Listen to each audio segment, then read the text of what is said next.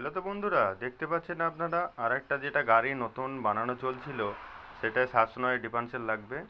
তো এখন দাদারা যারা আমার ভিডিও দেখেছেন এবং ভিডিও দেখে যারা গাড়ি অর্ডার দিয়েছেন, তারা এখন 709 ডিফেন্সেল ছাড়া আর কিছুই চায় না।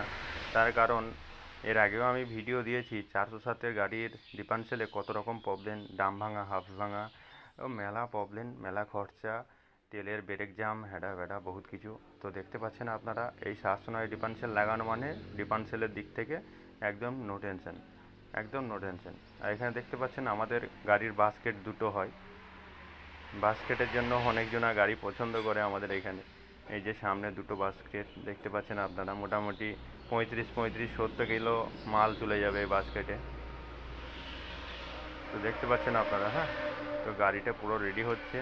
তো এরকম গাড়ি যদি কারোর দরকার পড়ে থাকে কল দিতে পারেন 7980758088 এই নাম্বারে।